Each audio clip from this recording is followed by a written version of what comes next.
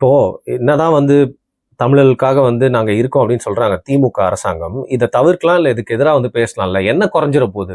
ஏதோ ஒரு மொக்க நடிகர் கிங்டம்னு ஒரு படம் வருது. தமிழ்நாட்டு அரசாங்கம் அட்லீஸ்ட் எலெக்ஷன் முதல்ல இங்க பாருங்க, அவங்க ஏன் பேசணும்? அவங்க தெலுங்கர்கள், அவங்க பெரும்பான்மையானவர்கள் தெலுங்கர்கள்.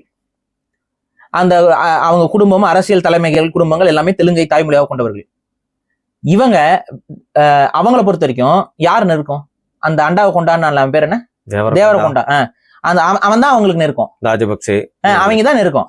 நம்ம எப்படி நெருக்கம்? நீங்க வேற யாரோ, நீங்களாம் அடிமைகள். அவங்கள பொறுத்த வரைக்கும் உங்ககிட்ட இந்த தொட்டு மனு வாங்குறதுக்கு அவங்க யோசிக்கிறாங்கங்க. மனு வாங்குறதுக்கு மனுவை தொட்டு கும்பிட்டு போயிடுறாங்க. அப்புறம் கையை கொடுக்க போனீங்கன்னா கையை தட்டி விட்டு போறாங்க.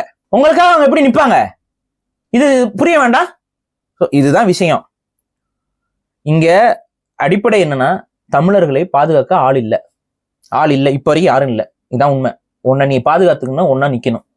தமிழர்களாக நம்ம ஒரு அணியில திரளணும். இதுதான் நம்மள பாதுகாக்கும். நீ இங்க ஒரு அணியில திரளதுக்கு பதிலாக இவன் சாதி வேற, அந்த இது வேற, இது வேறன்னு சொல்லிட்டு நீ உனக்குள்ள சண்டையை மூட்டிக்கிட்டு, நீ சண்டையை வளர்த்துக்கிட்டு, அவன் சண்டையை மூட்டி விட்டு வேடிக்கை பார்ப்பான், நீ வெட்டிக்கிட்டு செத்துக்கிட்டு இருப்ப.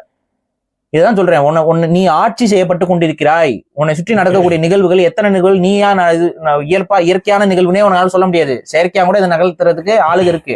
கலவரத்தை தூண்டி விட முடியும் அவங்களால. உனக்குள்ள ஒற்றுமையை ஒழிக்க முடியும். இதை மனசுல ஏத்திக்கோ. இப்ப பெரிய ஆபத்துல நம்ம மாட்டிட்டு இருக்கிறோம். இன்னும் சொல்ல முடியாது. தமிழ் தேசியம் இங்க அரியணை ஏறவில்லை என்றால், தமிழ் தேசிய கருத்தியல் இந்த மக்களுக்கு புரிதலை ஏற்படுத்தவில்லை என்றால் நம்மளை பாதுகாக்க முடியாது. இதுதான் ஒரே விஷயம். இந்த மாதிரி கிங்டம், இந்த மாதிரி ஒரு 10 படம் வரதான் செய்யும். இதை நம்ம எதிர்த்து பேசிதான் ஆகணும். ஏன்னா அவனை பொறுத்த வரைக்கும் அவன் ஒரு பிரபகண்டாக்காக அவ்வளவு கோடிகளையும் லட்சங்களையும் செலவு பண்ணி அவன் பேசிக்கிட்டு இருக்கான். நம்ம அவ்வளோலாம் பேச தேவையில்லை. நம்ம இதை எதிர்த்து, அதில் அவ்வளவு செலவுலாம் தேவையில்லை. ஆனா இதை எதிர்த்து இதன் மூலியமாகவே நம்ம பிரச்சாரத்தை முன்னெடுக்கணும். நீ படம் எடு, இன்னொரு 10 படம் எடு. அந்த 10 படத்தை அடிச்சு நம்ம உண்மையான வரலாறு கொண்டு போவோங்கிற.